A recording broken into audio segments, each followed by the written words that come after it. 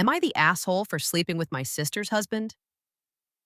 I, 29F, find myself in a complicated and difficult situation that has strained my relationship with my sister, 31F. I recently slept with her husband, and now she refuses to speak to me. However, I genuinely believe that I am not solely to blame for the fallout, and I need an impartial judgment on whether I am the asshole in this scenario. Prior to the incident, I noticed some questionable behavior from my brother in law, 33M, towards me.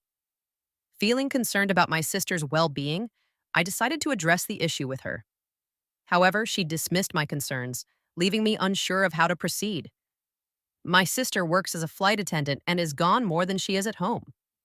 My BIL recently lost his job and was feeling depressed. During one of her frequent absences from home, she asked me to keep her husband company. She trusted me and didn't believe the warnings that I gave her before about his behavior towards me, but I saw this as an opportunity to support their marriage and help them rebuild their connection. Unfortunately, as we spent more time together, our bond deepened, and we eventually crossed a line that should never have been crossed. We had both been drinking, and he was complaining to me about the troubles in their marriage and how he hasn't been for a while. He was crying, and I decided to comfort him. One thing led to another, and we did the unthinkable. I woke up realizing the nature of what I did and immediately realized the nature of what had happened. We both were so intoxicated that we stupidly ended up falling all asleep.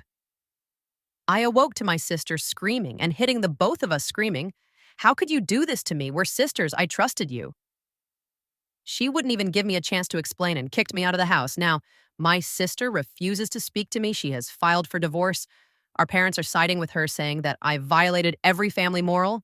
However, I believe that there are multiple factors at play here, and I am not the only one responsible for the breakdown of their marriage.